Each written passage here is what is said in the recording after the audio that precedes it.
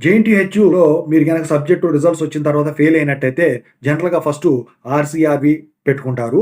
ఆర్‌సీఆర్‌బీలో గనక no change వస్తే 15% change అయిపోయిన తర్వాత ఛాలెంజ్ వాల్యుయేషన్‌కెళ్తారు. ఆ ఛాలెంజ్ వాల్యుయేషన్ ప్రొసీజర్ ఇంతకుముందు ఒక రకంగా ఉండేది. ఇప్పుడు వచ్చేసరికి లేటెస్ట్‌గా మార్చడం అయితే జరిగింది. దాని గురించి చెప్పదలిచాను. ముందుగా అయితే ఇంతవరకు ఈ ఛానల్ సబ్స్క్రైబ్ చేసుకోని వాళ్ళు ఎవరైనా ఉన్నట్టయితే సబ్స్క్రైబ్ చేసుకోండి. ఈ వీడియోని లైక్ చేయండి, షేర్ చేయండి. మీకు గనక నాతో మాట్లాడాలంటే కాల్ మీ 4 ద్వారా కాల్ చేయండి. తెలుగు ఇంజినీరింగ్ ఎడ్యుకేషన్ టెలిగ్రామ్ ఛానల్‌లో జాయిన్ అవ్వండి. ఈ వీడియోని అందరూ ఖచ్చితంగా షేర్ చేయండి. ఉపయోగపడుతుంది. ఇక ఆర్‌సీఆర్‌బీలో గనక చేంజ్ గనక కాకపోతే ఛాలెంజ్ వాల్యుయేషన్ పెట్టుకుంటారు కదా! అందుట్లో కొన్ని మార్పులు చేయటం అయితే జరిగిందనమాట. ఏంటంటే ఇప్పుడు ఛాలెంజ్ వాల్యుయేషన్ చేసేవాళ్ళు ఇంతకు ముందులాగే రూ. 10,000 కట్టాల్సుంటుంది.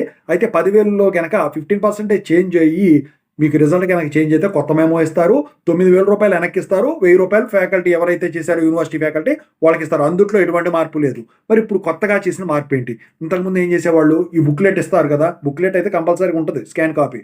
అయితే స్టూడెంట్ అనే వాళ్ళని యూనివర్సిటీ పిలిచేవాళ్ళు. అయితే ఇప్పుడు జేఎన్‌టీయూకే ఏదైతే ప్రాసెస్ అవలంబించిందో ఇంతకుముందు సో, అదే ప్రాసెస్ ఇక్కడ అప్లై చేశారు. అంటే మీ కాలేజీ ఎక్కడైతే చదువుతున్నారో అందుట్లో ఒక సీనియర్ మోస్ట్ ఫ్యాకల్టీని మీకు అసైన్ చేయటం అయితే జరుగుతుంది మీ కాలేజ్ ప్రిన్సిపాల్ గారు.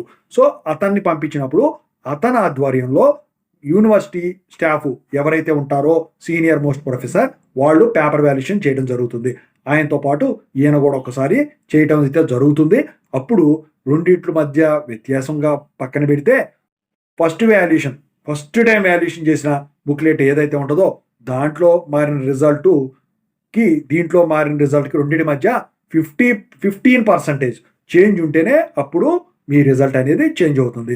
మిమ్మల్ని అయితే లోపలికి పేపర్ వాల్యుయేషన్ చేసే చోటుకైతే స్టూడెంట్‌ని ఇక దగ్గర రానివ్వరు. కాకపోతే మీరు ఒక బుక్‌లెట్ తీసుకొని అందుట్లో తప్పులు దొర్లినాయి అని ఎతుకుతారు కదా! ఆ తప్పులు దొర్లిని మీ కాలేజీలో ఎవరినైతే స్టాఫ్ అసైన్ చేశారో పేపర్ వాల్యుయేషన్‌కి, ఛాలెంజ్ వాల్యుయేషన్‌కి ప్రొఫెసర్ గారి దగ్గరికి పంపించేవాళ్ళు. వాళ్ళకి మీకు ఏమేమైతే అందుట్లో డౌట్లున్నాయో అవి మొత్తం చెప్పి పంపిస్తే వాళ్ళు అక్కడ వాళ్ళతో మాట్లాడి అందుట్లో చేయని ఏయన్నుంటే మిస్టేక్స్ ఉంటే అక్కడ వాళ్ళు చెప్పడం అయితే జరుగుతుంది. ఈ ఒక్క ప్రాసెస్ మాత్రం మార్చడం అయితే జరిగిందనమాట. ఓకేనా? ఇది.